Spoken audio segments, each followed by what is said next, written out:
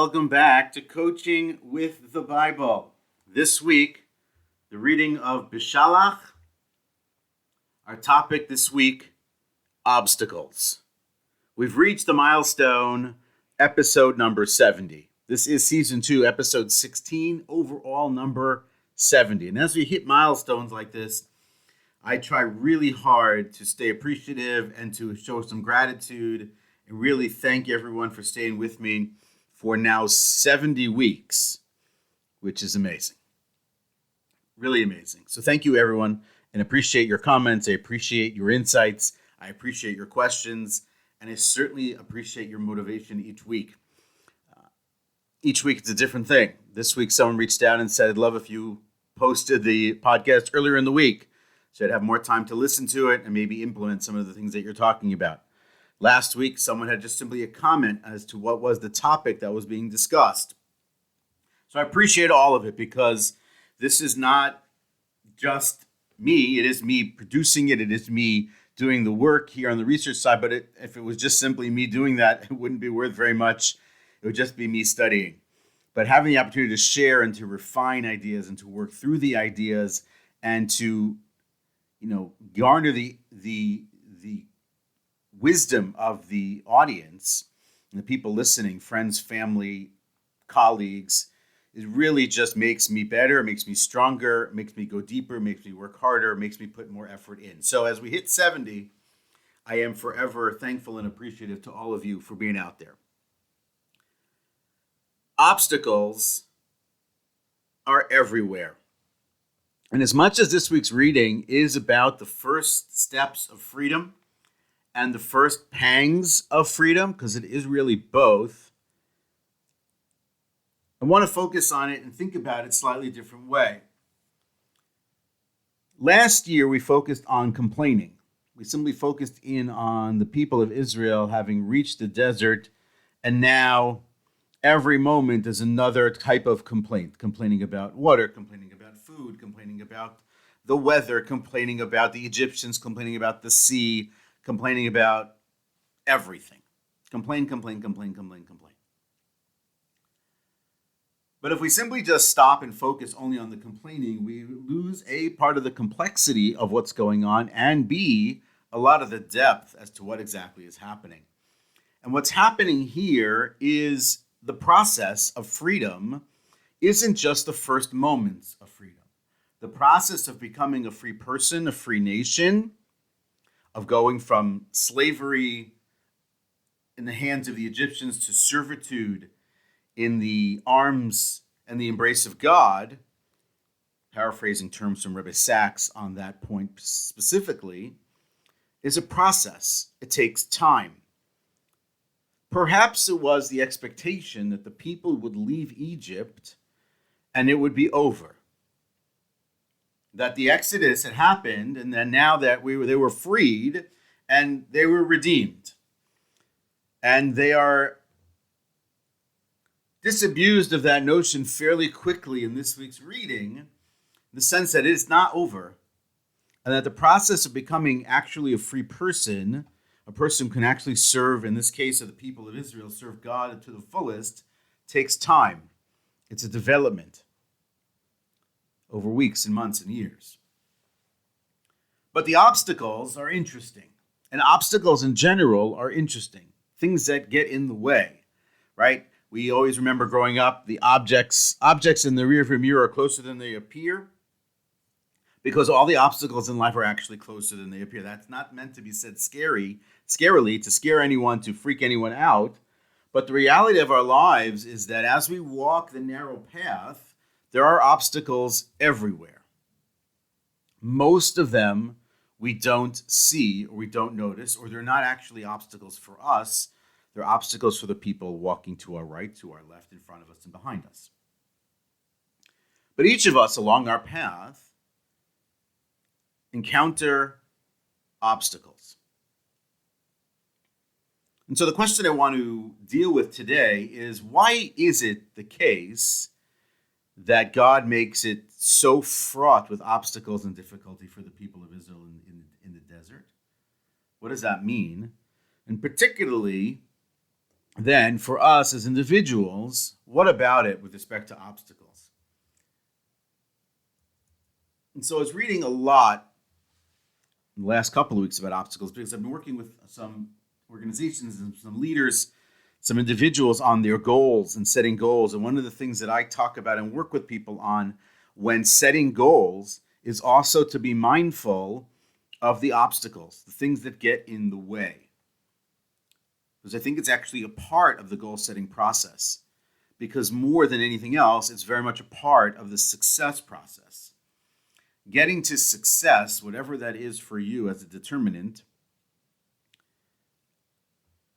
has its process. It has its pieces. It moves from step to step to step, task to task to task, whether it's work-related, personally related, all those things are there. And so when we're working on setting our goals, we want to think about what the goals are. We want to think about the timing of the goals, of course.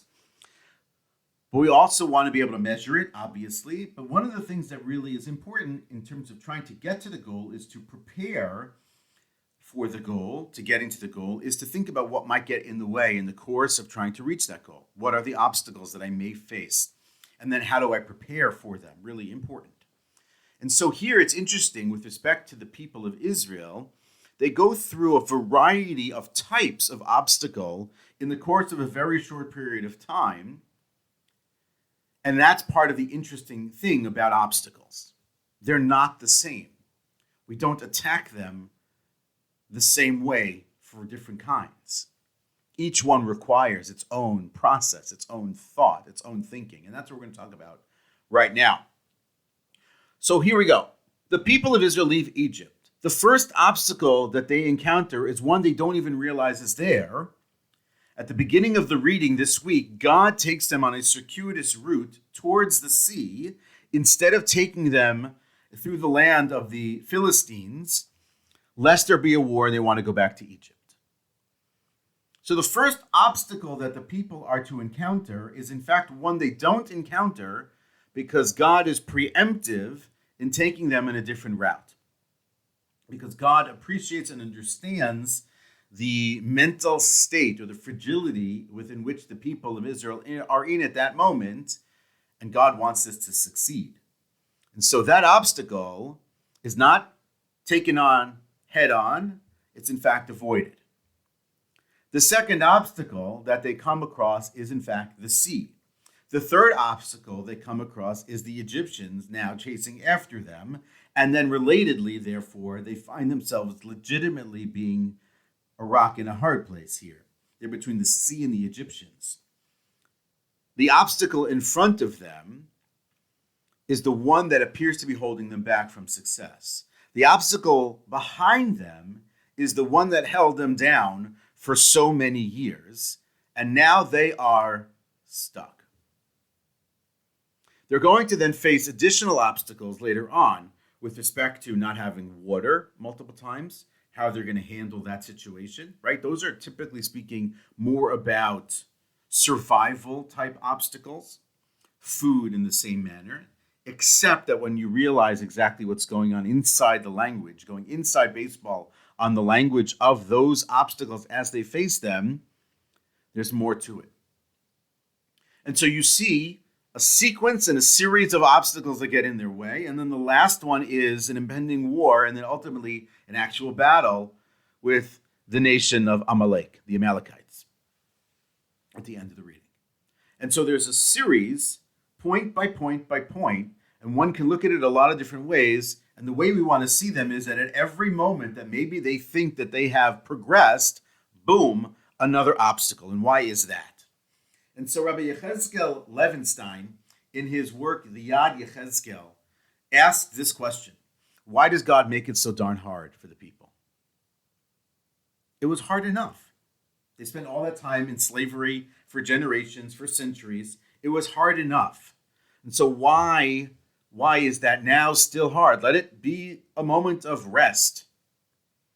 Let it be that they have now left Egypt, and now they can be God's chosen people if that's what's supposed to be. Why does it make it so hard? And so the reality of it is, he explains, is that when life is easy,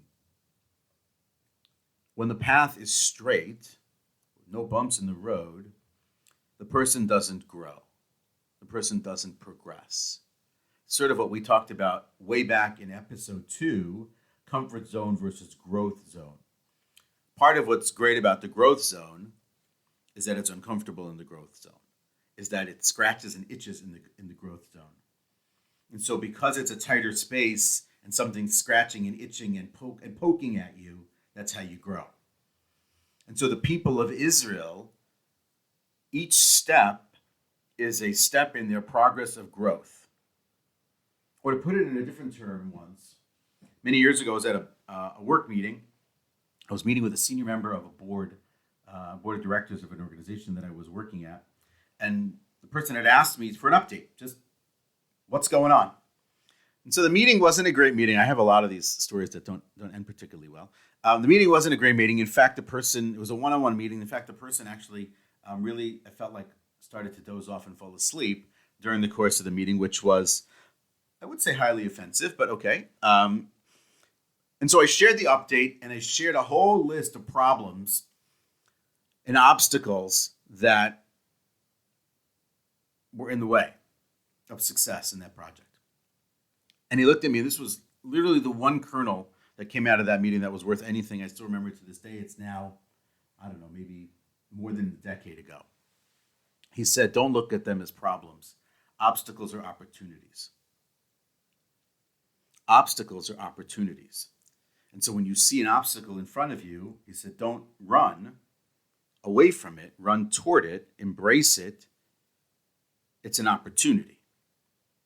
And so I've sort of kept that in the back of my mind as an idea that obstacles are opportunities and we should embrace them for all their complexity and difficulty and the struggles that they might actually bring and the anxiety that might actually come with them. But obstacles are opportunities. And because what typically happens, what happens with the people here is that they find an obstacle and they lose it. They can't handle it. Understandably so. They can't handle it. Because what's happening on one level is that when we hit an obstacle, so it impedes our progress. We cannot go forward. It stops us. But on a deeper level, what's happening with an obstacle is that it effectively is undermining everything that's going on. It's going to the core, to the roots, to the base, to the foundations of everything that I am. And so if it's a series of obstacles, one after another, one bigger than the next, at my essence, I am questioning everything when the next obstacle comes in my way. Or if I've gotten through one and I can feel like I can breathe, I now have another obstacle that's there, and I'm like, when does it end? Because it undermines everything that's going on in our being. And so with the people of Israel in the desert, it's very much about the sense that, well, we're out, so we're good. But then the next one comes, and boom, question. And then the next one comes, and it's not even, a spiritual, existential issue like the Egyptians chasing them. It's simply about food and water, You take it at an existential and a deep level. I'm good, I'm kind, I'm righteous, I'm here. What's going on? Another one? Like, again, another one? And so it's hard to sort of look at it always and think of them always as opportunities because sometimes they're really, really bad. And sometimes they really, really hurt. And sometimes they really do go to the core of who we are as human beings. But instead of sort of sugarcoating it or trying to deal with the surface level solution, sometimes with certain obstacles, we have to go to the root. And so as much as what's going on with the people of Israel is about those kinds of obstacles, let's think about it for ourselves with respect to us and the obstacles in our own lives. So the first thing that I always try to do with someone when I'm working with them about obstacles or trying to get to the goals, when we get to the section on obstacles, I want them to name the obstacle, identify it. Not just like give it a name and make one up. I did see a couple of great articles about that, giving them names, kinds of names, but really identifying on a deep level, what is that obstacle? It's not just the anxiety or the depression or the guilt. Look, at the core of that, what is the anxiety? What's bringing that on? What's holding you back from doing something, getting it accomplished? Now, it could be something like what's going on with the people of Israel, where it is food or it's water or it's a life and death situation. And those are, I wouldn't say obvious, but more obvious, easy to handle. But maybe it's deeper than that. Maybe the boulder that is that obstacle that's standing in the way is very deep. It requires a lot of work. But the first thing is the notion that I understand the name of the obstacle, and then I understand what that obstacle actually is and what actually that obstacle is causing for me. In the case of the people of Israel, as I said, there was the food and water, and there were obviously the deeper ones with respect to who they are as a people, the difference between being slaves in Egypt and servants of God. Those are deep obstacles and require real work for a person to get through or for a nation to get through. And that's really what's going on here, is the sense that we come across these obstacles all the time, and then we have to figure out what are they, and then what do we do about it. And so the Bible provides us, at least initially, with the first idea as to what to do. And the first thing to do is to actually do something. The Bible is very clear that when they get to the sea, Moses turns to pray. God says, like, enough with the prayer for now. Don't pray, do. Do something. And so when you look at the text there, and it says that they went, so look inside some of the commentaries. Specifically, I believe it is Rabbi Naftali Tzvi Yehuda Berlin, in his commentary, says that when it says that they went, what does it mean that they went? He said they went very slowly. They took very small first steps. That's most of the people, leaving out all the exegetical and midrashic literature that talks about the leader of the tribe of Judah jumping into the water, or the argument that takes place between the tribe of Judah and the tribe of Benjamin as to who should be the first ones into the water. But the reality that the sense with respect to the people is that, yes, there is room for prayer. And as people of faith, we should pray. But then there is action. And the first thing that has to happen here, after appreciating what the obstacle is then to act. Take the small step first. We mentioned it a few weeks ago. How do you eat an elephant? One bite at a time. How do you cross the sea? One step at a time. Because the reality of it also is that sometimes we have no idea what the solution is. I don't think for a second the people had the idea that the water was going to split. But they had to act. They had to take the first step towards the obstacle that was in front of them and away from the obstacle that was chasing them. And that meant taking the first step. Small step. Initial step. Safe step? Maybe. Difficult step? Probably. Take the first step. And then for the people of Israel, whoosh, the water splits and they're saved. So the first thing that happens after identifying the obstacle is taking the first step towards the obstacle and then working on the idea of solving the obstacle. Sometimes the solve is going through it. Sometimes it's going over it. Sometimes it's going around it. Sometimes it's obliterating it. But first is the idea of identifying it, then is taking your first step towards it, understanding it, getting some perspective, evaluating it, and then I think really important is staying committed, really committed to overcoming. We talked a few weeks ago about overwhelm. Now we're talking about overcome. Overcoming the hurdle. Once realizing that it's a mental hurdle or an obstacle, that's a physical obstacle, that it's something deeper, whatever it is, staying committed to the accomplishment of overcoming the obstacle. There's a famous Zen proverb, but you've probably seen it in a lot of different places. The obstacle is the path. The obstacle is the path. There's no easy way through them. And as Rabbi Levenstein writes, there's no point in having it necessarily be easy. The greatest amount of growth happens when it's actually very hard. So the path to freedom, the path to redemption, a long and difficult and complex path. So not only should we look at the obstacles as opportunities, we should embrace those obstacles and embrace those opportunities for incredible moments of growth, for incredible moments of pushing us forward towards the goals that exist. you can look at them as stepping stones instead of as boulders. I can step onto the first obstacle and I can crush the first obstacle. And that actually then allows me to get closer to handling the second obstacle, the third obstacle, the fourth obstacle. Because as I said earlier, life is actually an obstacle course. The obstacles are all around us. Sometimes, as is the case with an obstacle course, we can go through it. Sometimes we have to go under it. Sometimes we have to go around it. And sometimes we have to just go over it. And so when we think about what's going on with the people of Israel in their path out of Egypt, in their path in the desert, in their pathway to the Mount Sinai, in their pathway towards their homeland, the land of Israel, they're going to encounter all kinds of obstacles. I would even share with you that 38 years of the story of 40 in the desert are not told to us. There were no obstacles during those 38 years. There was nothing, no news to share in those moments, because the Bible itself is a book about growth and about developing and about becoming greater as a person in life. And that always happens through adversity.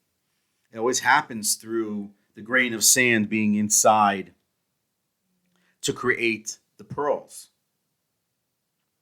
And so that's what's happening here with obstacles. So what I want you to think about this week, to try to stay practical with what we're trying to do here, is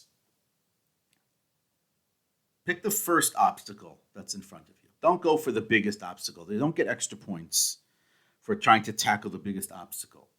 It's there. You know it. You see Everest for what it is. But take, the smallest big obstacle that's in front of you. And do two things. One, name it. Name it for what it is. That means describing it, tagging it, naming it. And then two, take the first step towards it. Engage it a little bit. Don't try to destroy it with one swing of the bat. That's not going to work. But let's take one step towards what that obstacle is so that we can begin the process of overwhelming the obstacles and moving forward in life and embracing what's coming next, which may be bigger obstacles, but then also bigger opportunities for growth. That is Coaching with the Bible for this week. I look forward to seeing you next week. Have a good one.